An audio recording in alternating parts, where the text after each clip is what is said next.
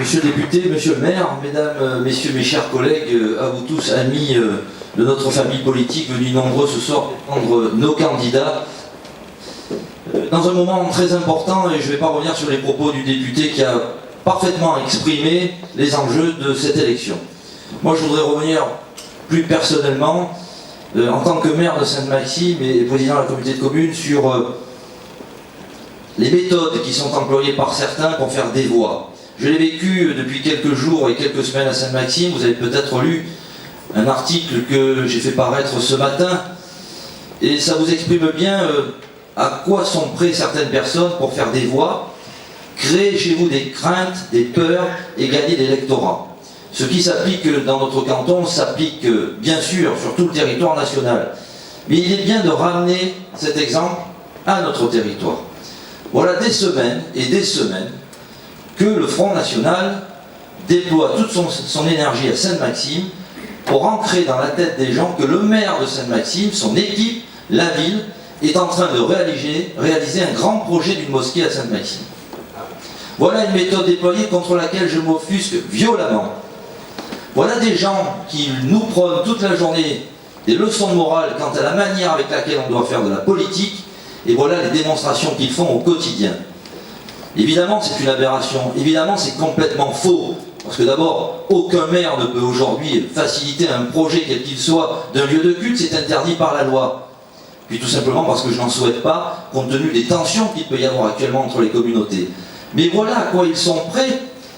La preuve en est que lors de la dernière réunion publique à Sainte-Maxime, le candidat Front National, Éric Masson, dont je vous conseille de regarder les tumultueuses histoires du passé, qu'il ne faut pas oublier, a affirmé devant le public à Sainte-Maxime que j'étais en train de réaliser officiellement une mosquée à Sainte-Maxime.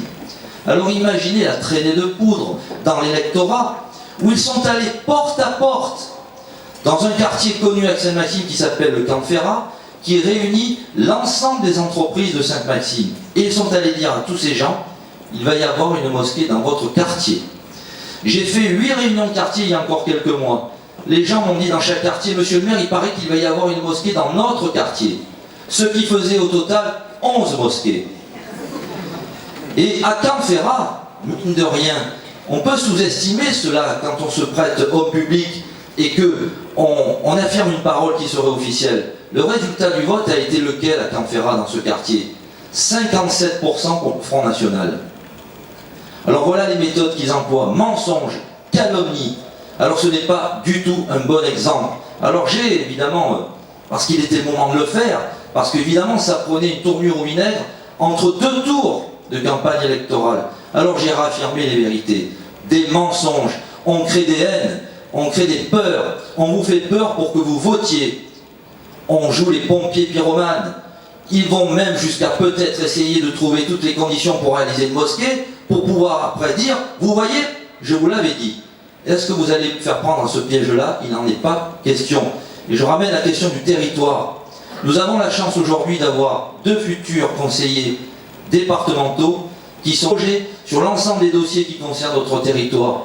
Quelle absurdité il serait d'avoir 2 conseillers départementaux d'un autre parti d'extrême droite qui siégerait dans la minorité départementale et qui, encore une fois de plus, n'apporterait rien à notre territoire.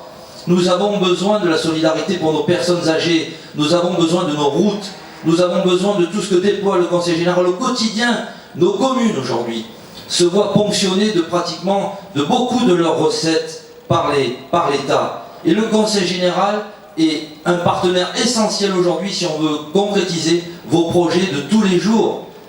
Si vous nous coupez de cette chance-là, c'est encore le territoire qui va en subir les conséquences. Je vous demande de réfléchir à tout ça. Je ne veux pas être trop long, c'était le but de mon intervention. Et surtout avant dimanche, faites voter. Parlez des arguments qu'on est en train les uns les autres de déployer. Ça sensibilisera sans doute l'électorat. Et c'est ainsi que nous inverserons cette tendance catastrophique de dimanche dernier au profit de notre candidat, au profit de notre famille politique, au profit de la France et de notre territoire en particulier. Je vous remercie, mesdames et messieurs.